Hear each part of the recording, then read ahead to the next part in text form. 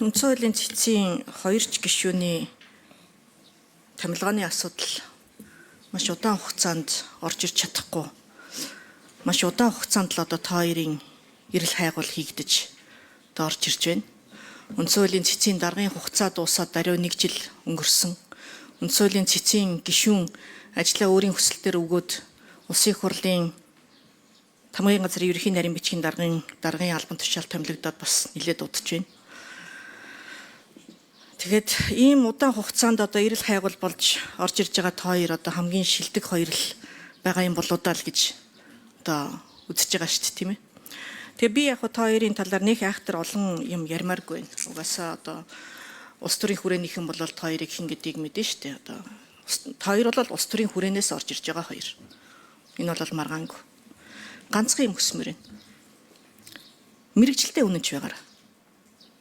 Хуулиа дийдлээрээ. Үндсэн хуулийн цэцгийнхаа дагуу цэцгийнхаа одоо үндсэн хуулийг хамгаалж шийдвэрүүдийг гаргаараа. Үндсэн хуулийн цэцгийн нэр хүнд бол сүүлийн 2 жилийн хугацаанд нэлээд унсан ш. Итгэл үнэхээр буурсан. Онлын хүмүүс багш нар төдийлөн сайн биш байт юм байна гэдгийг харж улс төрийн хүрээнээс оруулж ирж байгаа болов уу гэж бодож байна. Сүхбаатар нэр дэвшигч.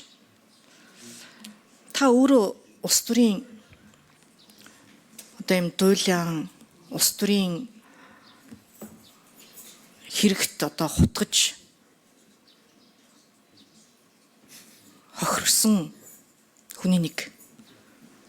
Танд хэрэг тохож цагаатсан хүний нэг. Тэгэхээр улс төр ямар заваан байдаг вэ гэдгийг та мэдхийн дээр мэдчихэж байгаа. Улс төрчдийн шахаасаар дахиад элдв янзын асуудал цэцдэр гарах үедээ энэ дээр л үнэхээр санаа зовж байна. Могон хорлолд өртөх вэ.